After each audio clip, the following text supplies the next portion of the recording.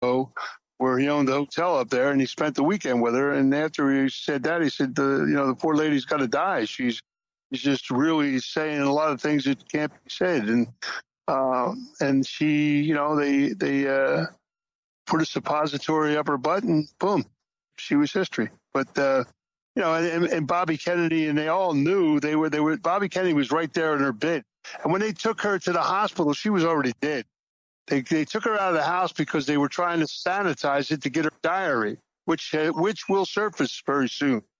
Her diary was taken out. The FBI got it. Hoover got it, because had Jack Kennedy won another election, Hoover would have been out of a job, and he was going to get some insurance that would have taken him out of that position, because Marilyn wrote everything down. She kept a very, very strict diary, and they never found it. No one ever found the diary. And what makes you think that the diary is going to turn up?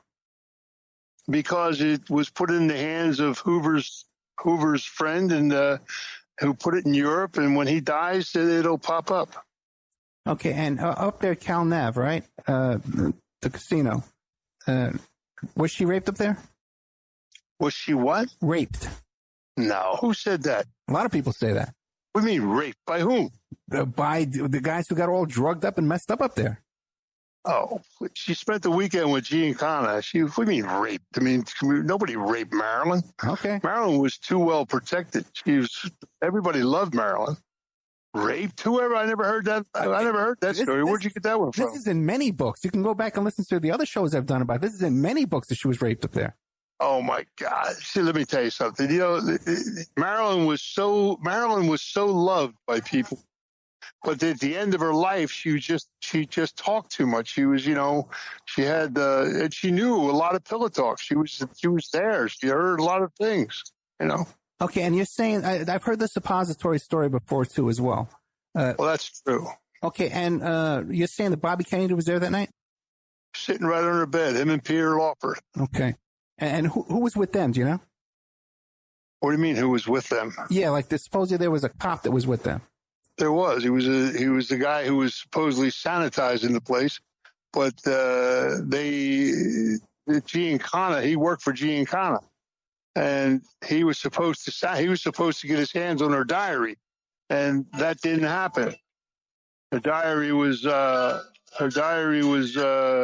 picked up by Hoover's people. They found it first. Okay, there's another story, too, that Tony Spilotro was there. From Vegas? Yeah. Listen, no. No. Tony was from Chicago. He was a fool. Tony made a lot of mistakes in Vegas, and he got what he deserved. Okay, you knew Tony Spilotro? Yeah. Okay, you knew Frank Collada? I know a few people. Why? I'm just wondering, hey, do you ever get involved with the Mob Museum out here in Vegas? No, they asked me to come over there several times, but they have the chair where my father was shot. Oh, like they do? Okay. That's what they say, yeah. I don't know. I haven't been there. Okay. Because you never came out to do like a speech for your book or anything like that? Tell stories for your book? Hello? Yeah, I'm here. Can you hear me? Say it again? Yeah, like you never considered... I can now. I lost you. Yeah, you never considered coming out to the Mob Museum and doing a little presentation for your book and stuff? We talked about it a couple times, and I just... I was going to do it one time. We were going to set it up, and I don't know. I had to go somewhere or something. Vegas is not the Vegas that I know. Vegas has changed dramatically, and people don't understand that either. Vegas changed drastically when Howard Hughes came in. When Howard Hughes came in, he brought the government in, and Vegas was no longer the Vegas that I knew. Yeah, I know. I used to live out here in the 80s, and I used to come out here in the 80s. And even the change from the 80s to the 90s is so sad.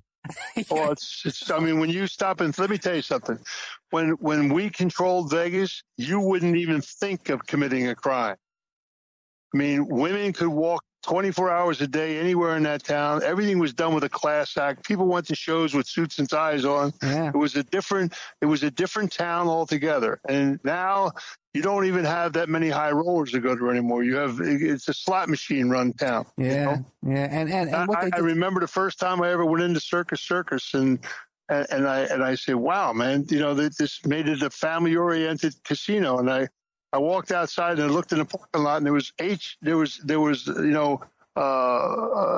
what you call it, motorhomes everywhere. Mm. And I said to a friend of mine, I said, "Wow, what is this all about?" He said, "It's the town is changing to a slot machine, family-oriented town. It's history, town's history."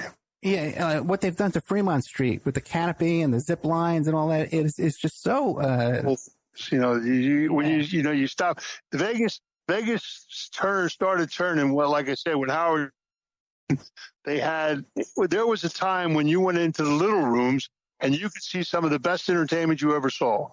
And here's what killed Vegas: the junkets.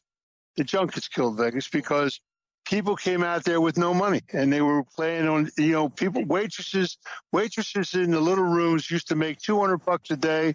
It went from $200 a day to $50 a day because people came out there with no money. They didn't have the cash that they used to have when they first opened the place. When's the last time you've been to Vegas? Oh, I go over once in a while to see friends and stuff, and I do some things over there. Yeah. It's just, you look at the drug problem you have in Vegas. That would have never been there with us. There was it's serious, and it's a serious problem. You have more crime on the Strip than there ever was. Well, forget the crime. You got to pay for parking now on the Strip. That's the biggest crime, but that's the biggest crime they can pull. Oh my God! You got to pay for parking. You even imagine? I tell you something. It's just like, let me say, they just had that mass shooting over there, yeah, which was diabolical. Okay, now there was no reason that should have ever happened. There's such high tech security today that you could depict anything if you had places set up properly. Now, how do you have a guy shooting from a window as high up and kicking the wind out? That should have been, if that was the first, when that glass hit the ground, somebody should have been up in that room instantly. You understand?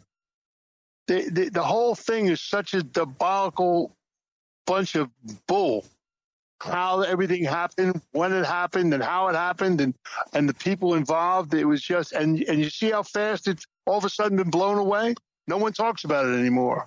Well, they just released the preliminary police report just 2 days ago. It's 81 pages long, so it's back in the news a bit.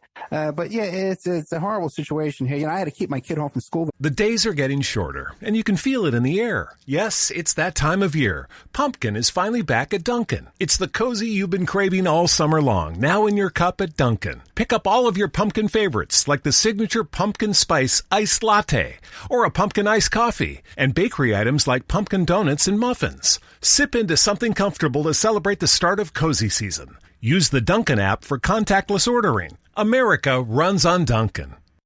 Okay, so you're between meals and you're craving something sweet, right?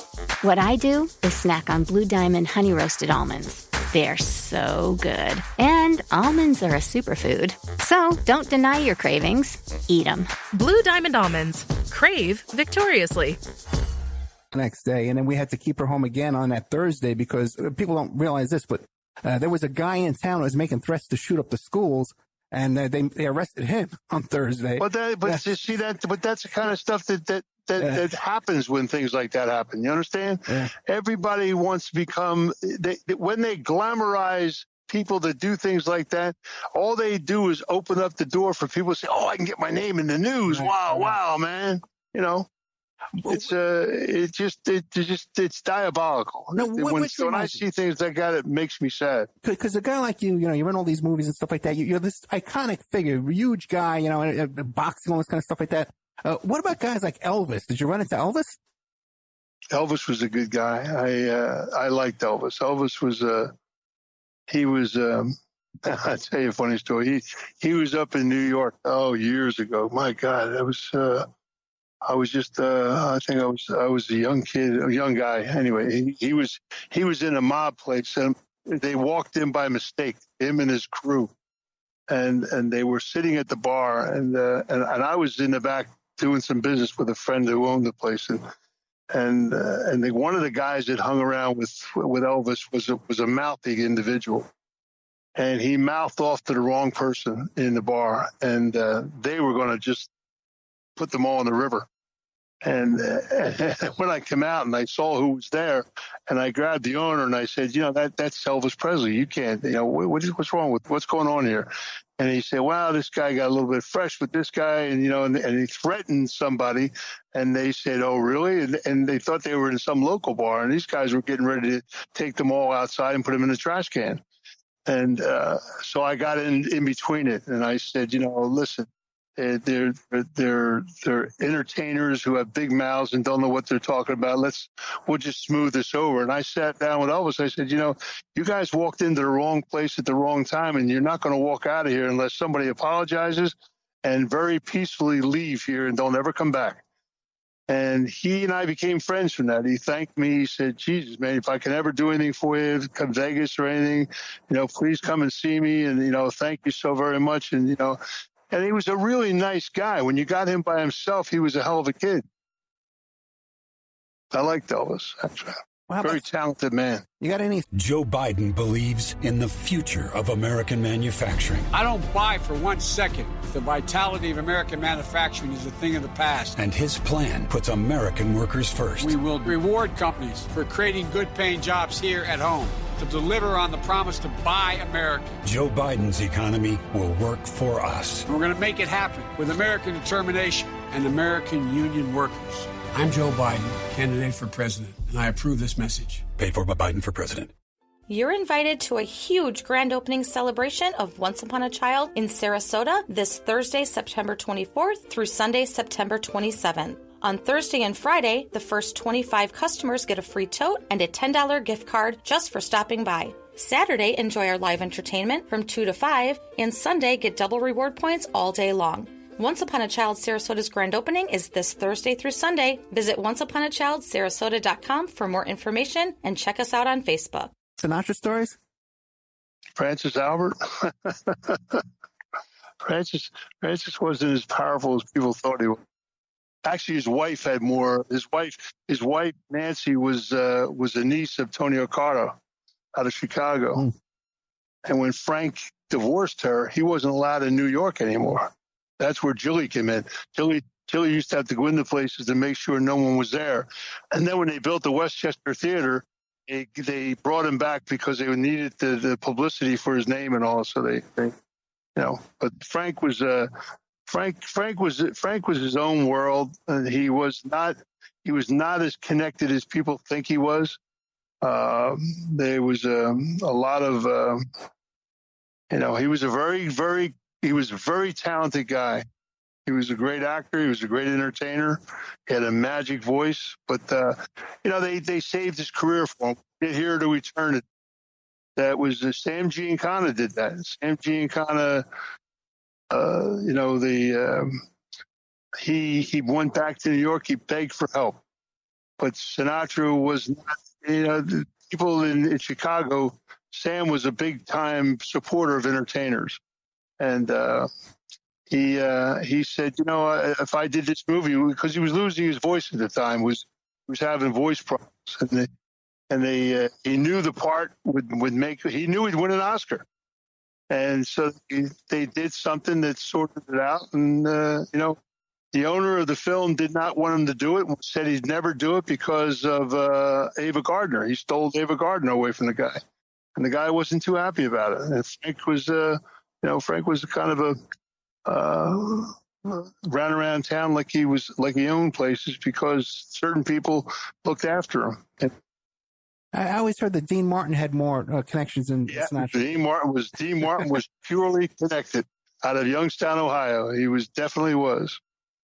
His family were very good people. Dean was a good guy. I loved Dean. And he didn't like Sinatra because he knew he was full of shit. You gotta watch it. And Dean's daughter-in-law. A lot of people don't know this, but Dean Martin's daughter-in-law was Dorothy Hamill, the ice skater. She married Dean Martin's son. When his son died, he never got over that. He never got over that. It was very sad because his son was a nice kid, and Dean was a family man. We used to sit at the place. He used to go to a restaurant called La Familia in Beverly Hills, and he just never was the same after his son died. Dean was a really good guy. Very, very talented man. Yeah, I actually met Dorothy Hamill the day after she gave birth. She gave birth like 2 days earlier. I met her in Arizona. Now, what